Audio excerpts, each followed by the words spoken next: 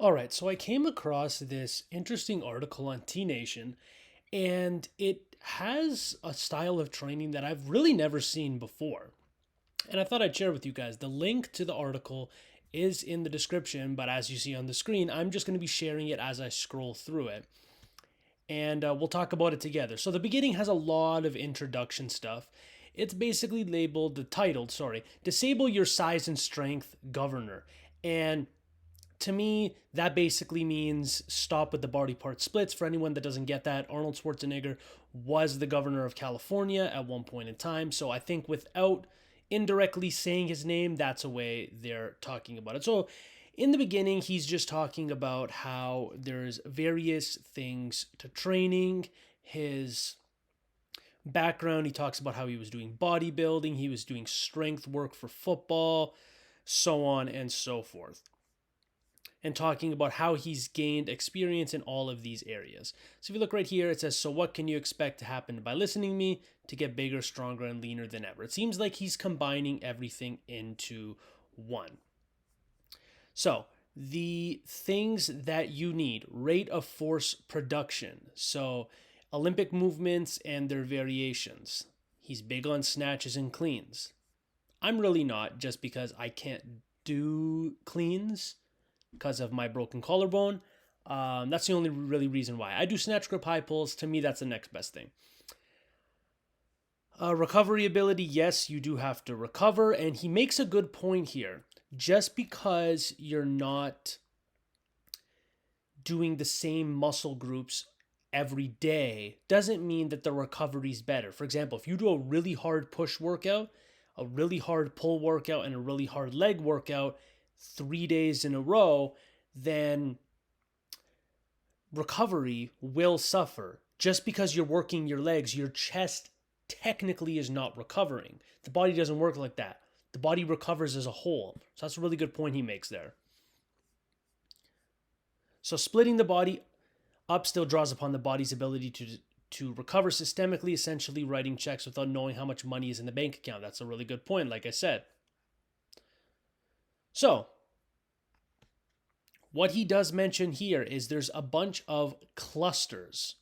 So there is the activation, then there's speed work, then there's like circa max, submaximal work, so heavy weights but not max effort weights, and then the max effort cluster of the workout.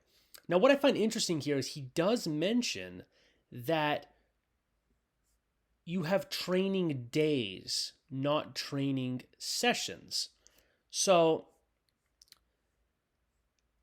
you can do activation and speed, and then later in the day do circa max and max effort. He doesn't expect you to do these all in one session, because if you look at the work here, it will take a really long time. And before I continue, I should say this is a 3-day per week program. So the activation phase does a lot of cleans, snatches, all different variations. He tells you the reps and sets. Then you have dynamic effort work. If you're familiar with my channel, you'll know I'm big into the West Side barbell conjugate, stuff like that. So you should be no stranger to this if you've watched my videos. Very similar. Deadlifts, 6 to 10 singles, presses, 5 to 8 sets of 3 reps, and then squats, 6 to 12 sets of 2 reps. None of this should be unfamiliar with the audience that's watching. Then you have the circa and max effort, so the heavy work later on in the day. Now, let's look at the actual template.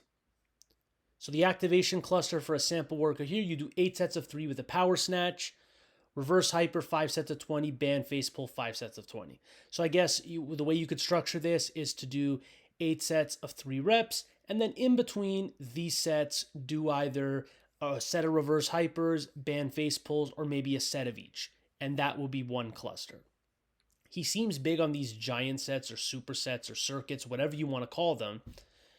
But really, this program looks really confusing in my opinion.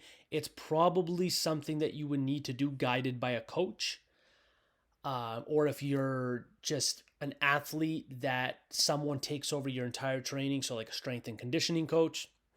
Then you have the dynamic effort cluster. So as you can see, you could do it You could do this all in one session, but it would be really confusing in my opinion and probably waste a lot of energy doing this all in one session.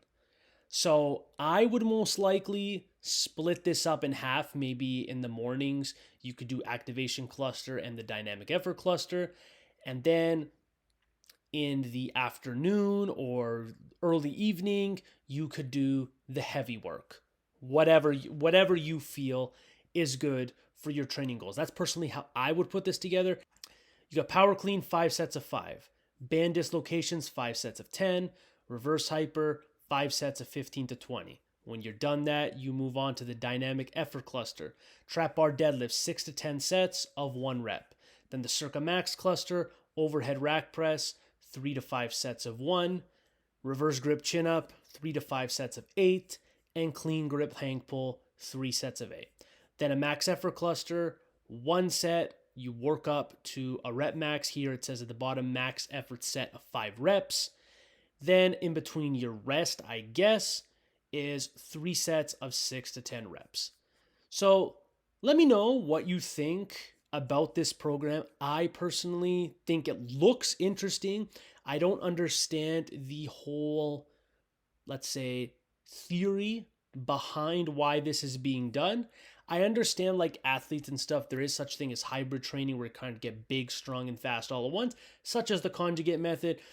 I'm not the biggest fan of full body sessions, and I don't like how many exercises there are per day. Now, I know he said each cluster would be done on its own, and you could do up to 4 workouts a day. But looking at the gas prices now, unless you have a home gym or a gym that's very, very close, no one wants to drive to the gym 4 times a day. So let me know in the comments. Once again, article is in the description. What you think about this video. As always, class is dismissed.